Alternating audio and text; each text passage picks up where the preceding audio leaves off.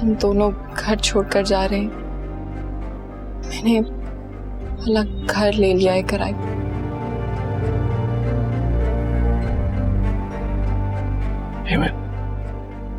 बेटा ये क्या कह रही हो तुम? भैया आप परेशान नहीं हो, ये शायद इस वक्त के लिए जरूरी है। नहीं हेमन, देखो ऐसा मत करो। अम्मी अब्बू की रूह को तकलीफ होगी। नहीं, ऐसा नहीं करो। मुझे मालूम है भैया, लेकिन मैं अपने लिए कुछ नहीं कर रही। मुझे अपनी और अपनी बेटी की हिफाजत करनी। नहीं हेमन, मैं तुम्हें ऐसा हरगिज़ नहीं करने दूंगा। देखो मैं तुम दोनों को यकीन दिलाता हूं कि इस घर में तुम दोनों को कोई तकलीफ देने की जरूरत नहीं करेगा, कोई कुछ नहीं करेगा। भैया जब नफरतें अगली नस्ल तक पहुंच जाती है ना, तो हिजरत करनी पड़ती है। लेकिन मैं आपसे मिलने आया करूंगी। देखो मामू, हमारा जाना ही अच्छा है, इस घर के लिए भी और हमारे लिए।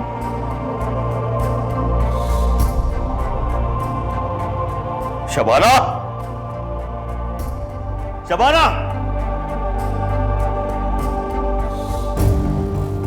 क्या हुआ है? देख रही हो तुम? देख रही हो कि सब कुछ तुम्हारी वजह से हो रहा। रहने दे राशिद, हमारी वजह से होना होता ना तो 20 साल पहले हो चुका होता। इन दोनों को तो नजला जुकाम भी हो ना तो आपको लगता है हमने करवाया है। प्लीज नहीं भाभी, ये घर हमेशा से आपका था और हमेशा आप ही का रहेगा। मैं और आयशा जा रहे हैं यहाँ से। रहने दो बीबी, हम तो सिर्फ इस घर में रहते हैं। पूरी जिंदगी दे दी इस शख्स को लेकिन कुछ ना मिला। खामोश। क्या खामोश हो जाऊं? ये ड्रामे ना अब किसी और को जाके दिखाइएगा आप। मिल गया होगा ना इसको कोई बड़ा सा घर, पुराने चाहने वालों ने दे दिया होगा। बकवास बंद कर। भैया प्लीज, खुदा के लिए भैया इस घर को घर रहने दे। आप तो अब मेरे बाप की जगह पर। आप बस मुझे अपनी दुआओं में याद रखिएगा। मेरा इस घर में बस इतना ही वक्त लिखा था। भाभी, अगर हमसे कभी कोई भूल हो गई हो तो हमें माफ कर दीजिएगा।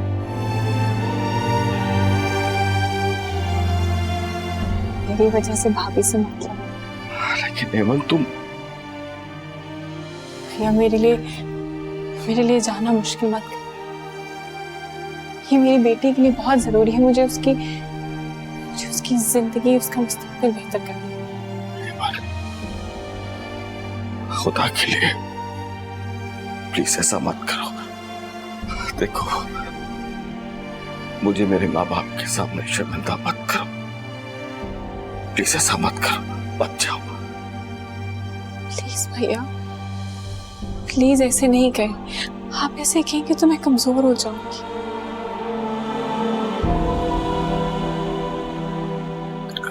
आयशा, बेटा अपने मामू को माफ कर देना।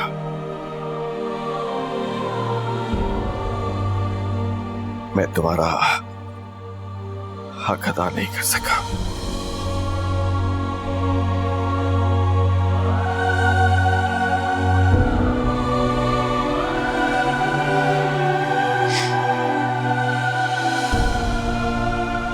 अपने भाई को बताओगे भी नहीं कि कहाँ जा रही हो।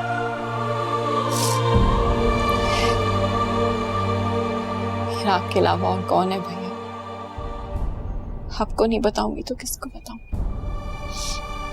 अभी नहीं, लेकिन सही वक्त आने पर।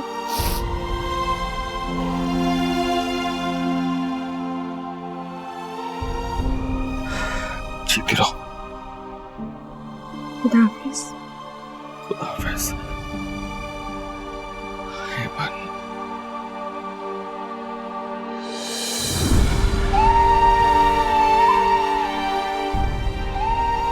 चलते। हाफिज। खुदा हाफिज।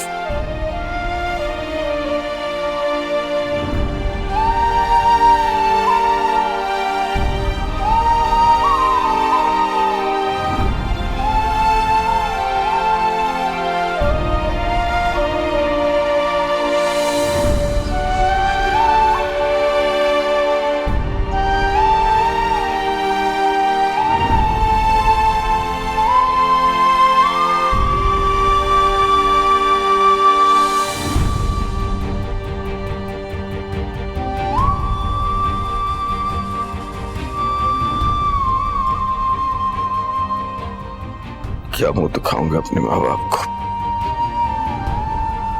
उनकी एक ही बेटी थी और मैं उसका भी ख्याल ना रख सका। बाबा ने मरते हुए कहा था, मैंने ऐमन को माफ किया। ऐमन को तो माफी मिल गई, लेकिन शायद मुझे ना मिल सके।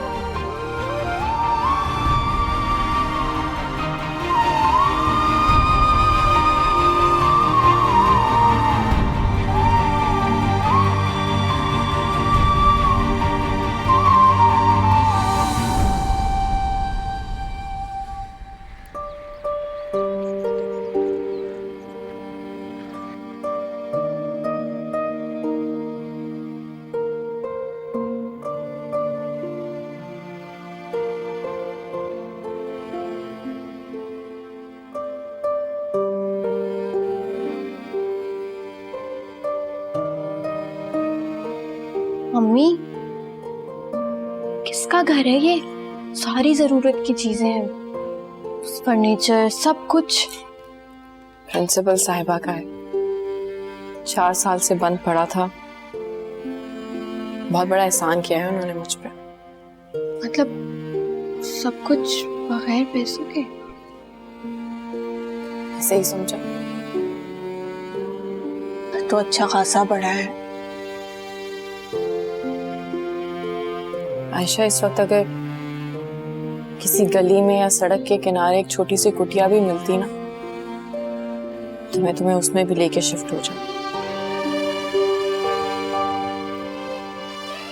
वैसे भी अब उन लोगों को हम बर्दाश्त नहीं होते थे। तुम्हारा वहां रहना वैसे भी खतरनाक हो गया था। तुम ये वाला एड्रेस ना देना किसी को। मैंने तो उस घर का भी किसी को नहीं दिया कभी। मामू को बताएंगी आप इस घर का?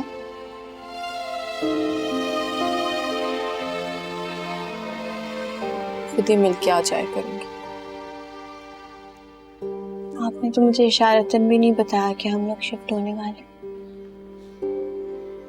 हमारे साथ जो हुआ आयशा, उसके बाद मैंने जरूरी नहीं समझा।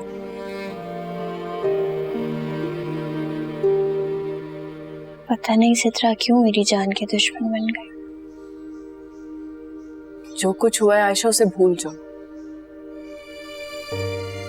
हम सबको बहुत पीछे छोड़ आए। तुम सिद्रा से कोई बात ना करना, मिलना भी मत उससे। यूनिवर्सिटी में कोई जरूरत नहीं, बस दूर है। पहले भी दूर ही रहती थी। अच्छा चलो, उठो, अंदर चल के आराम करो। चलो। नहीं, मैं काम करती हूँ, आप रेस्ट करें। कोई जरूरत नहीं, मेरे आज अपने सीने में अजीब सी दर्द हो रही है। मैं ये 2 ही कपड़े हैं, इनको संभाल के आती हूँ, तुम जाओ। चलो उठो उठो, चलो चलो, शाबाश, जाओ, मैं आ रही हूँ। जल्दी आ जाइएगा। अच्छा जाओ।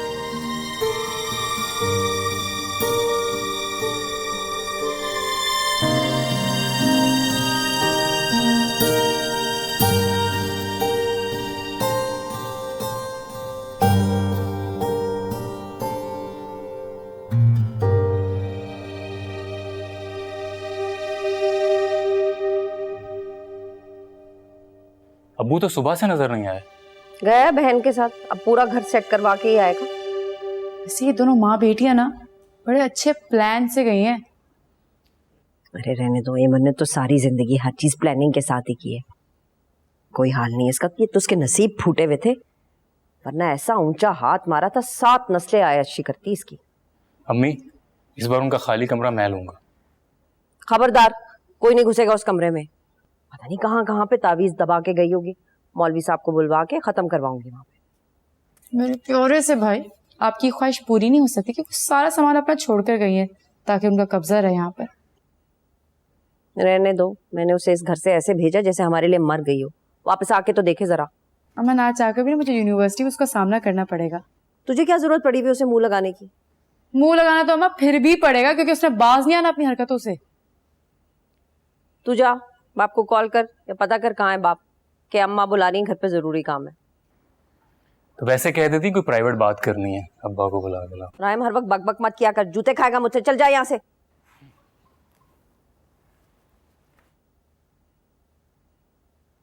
आया बड़ा पप्पो का सगा। अच्छा सुन, इमरान को मैंने देखा, मुझे पसंद आया है, अमीर भी लगता है। लगता है कि अम्मा आपको है वो अमीर? देख सिद्रा, आजकल के जमाने में ना ऐसे अच्छे लड़के नहीं मिलते। अम्मा बस आप ना ये आयशा की बच्ची को यूनिवर्सिटी से निकलवाएं, वो होगी ना इमरान मेरी तरफ देखेगा भी नहीं। कैसे नहीं देखेगा? थोड़ा सा हौसला कर।